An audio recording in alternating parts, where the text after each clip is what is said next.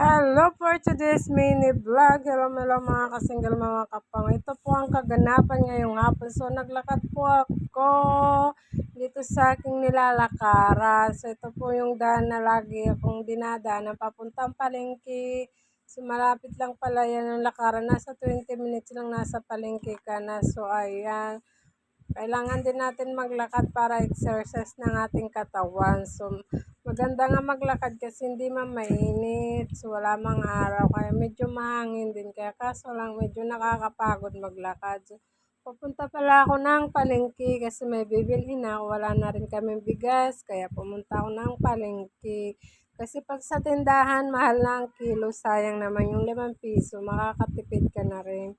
So, ayun, wala pala akong kasama dyan maglakad. Mag-isa lang ako pupunta ng palengke. Kaya, ayan, habang naglalakad, so, nasa daan ako. Ayan pala yung aking dinadaanan na damuhan. So, sa gilid nga lang po ako naglalakad kasi maraming sasakyan. Baka masagi tayo kasi mga mabibilis yung sasakyan. Kaya ayan, so lakad lang ng lakad. So malapit na pala tayo sa tulay. Kaya ayan, lakad lang tayo ng lakad. At least pag ma-exercise tayo. So ayan, nakikita ko na yung tulay. So malapit na yan sa palengke na 10 minutes na lang ay nasa palengke ka na. So ayan. Marami na rin dumadaan ng mga sasakyan paghapon kasi shortcut na nila papuntang Kapas, Tarlac, Bamban. So ayan, bagong daan nga. So nandito na nga po ako sa tulay. So ayan, naglakad na naman tayo sa gilid lang tayo dumaan. Baka masagi tayo. So ayan po, nandito na nga po ako sa palengke. Diba? Ang bilis lang, mabilis lang talaga pag lakad natin. So ayan, nakikita ko na yung palengke. So, di ba? Sayang din yung pamasahe natin sana. So, ayan. May mga bagong building na palang tinatayo dito sa Mabalacat sa palengke. So, medyo marami na rin tayong mapupuntahan dito sa Mabalacat kasi wala lang SM. So, ayun, may bago na rin pala dito sa Mjihan. Ayan, nakikita nyo ba yung Kingdom Stick? So, kumain na pala kami dyan. Medyo masarap naman. So, medyo may kamahalan nga yan. Lagi maraming tao dyan. So, nandito na nga ako sa aking pupuntahan. So, ayun, papasok na nga po tayo sa loob kasi mag-withdraw tayo kasi wala tayo pambili ng bigas. So, ayun, pinagbuksan ako ni Kuya. So, ayun, daming naka-promo kasi wala tayong budget dyan. So, ayun, pupuntahan na natin yung ating kailangan. So, ayun, nakapila na nga po ako kasi mabuti na lang walang ganong tao. So, isa lang yung nakapila. So, ayan. Tayo-tayo muna tayo. Yes, sige. Si Kuya ang tagal. Marami yatang kinukuha. Diyos ko, ang taba-taba ko na talaga. Lalaki na ng aking mga hita. Pwede na pang nilaga. Charo. So, ayun. Ang daming alak, mga imported. Ang sarap uminom. Kasi wala tayong budget dyan. Wala tayong pambili. So, ayun, natapos na nga po ako. Bumili na nga ako ng cornito kasi mura lang naman. Nasa 20 pesos lang.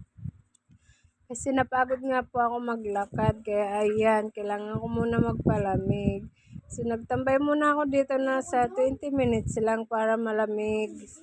Malamigan yung aking utak. Kasi ang init-init kanina. Napagod din ako. Pinagpawisan din ako. So, ayan, nag-imagine nga ako na kumakain.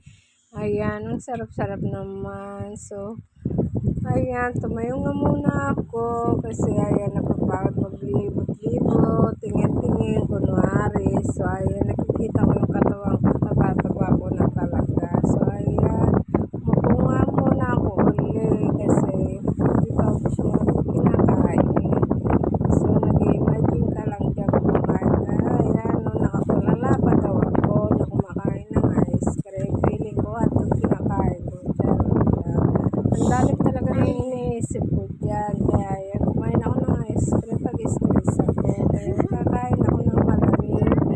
Para malamigan yung aking utak. So, ayan, malapit na maubos. So, ayan na, kunti na lang. Pag naubos na pala yan, ay lalabas na po ako. Ay pupunta na rin ako sa bilihan ng bigas. So, nakatulala pa ako kumakain na nga ako nakatulala pa. So, ayun, natapos na nga ako. Nandito na nga po ako sa grocery. Dito lang yan sa Mabalacat, sa Sensio Grocery. So, ayun, pumunta muna ako sa mga bigas, titingnan ko kung presyo, kung magkano. So, tinanong ko pala kay kuya kung magkano ang bigas. So, ayun, ang dami talaga bumibili ng bigas kasi kailangan natin ng bigas. So, mahal pala ang mga kilo ng bigas ngayon, Diyos ko. Ayun, tinuro sa akin ni kuya yung mga presyo. Dati yung bilis is 35 lang, ngayon nasa 50 na. Sobrang mahal talaga. Ayun, kumuha lang ako ng basket. So, bibili lang pala ako ng shampoo at saka cream silk, tuyo, suka. Mga konti lang pala ang bibilin ko, mga gamit lang sa kusina. Natumba nga po ang cellphone ko. So, ayan. So, mahal talaga ang bigas ngayon. So, maglibot-libot lang tayo. So, ayan nga po mga presyo ng bigas. Ang mamahal. Kahit mahal, bibili ka pa rin kasi kailangan natin. So, ayan, kukunin ko na nga po yung bigas kasi babayad ko muna bago ka kumuha ng bigas. Papakita mo lang yung resibo. So, ito, dito na nga po. Ayan, tinitimbang na nga ni kuya yung aking bigas. So, na 10 kilo lang pala yung aking binili. Kasi hanggang 2 weeks na nga po namin yung budget. Ayan lang po, 10 kilo lang. So, ayan, kulang pa yung timbang kaya dinagdagan. So, ayan, lumabas na nga po ako sa grocery. Sasakay nga po ako ng tricycle kasi mabigat yung 10 kilo. Hindi ko kaya buhatin. May 50 pamasahe sa tricycle. Pag sa jeep ay 13 pesos lang. Mga tipid ko sana. Ay, binuhat na nga ni kuya, sinakay na sa tricycle. So, sumakay na rin ako sa tricycle kasi ayan, umupo na nga po ako. Sayang naman, 50 pesos pa lang pamasahe ng tricycle ngayon, kahit malapit lang. So, ayan, umaandar na nga po kami. Malapit lang naman kaso, hindi ko talaga kaya buhatin yung 10 kilo. So, ayan, nakaupo na nga po ako sa tricycle. Medyo mahangin. Next time, makakabili rin tayo ng sasakyan. Magantay lang tayo, huwag tayo magmadali. So, nandito na ako sa bahay. Napalagayan namin ng bigas. Wala nang laman talaga. So, ayan, nagkaroon na rin ng laman. Yun lang po ang aking mini vlog. Maraming salamat.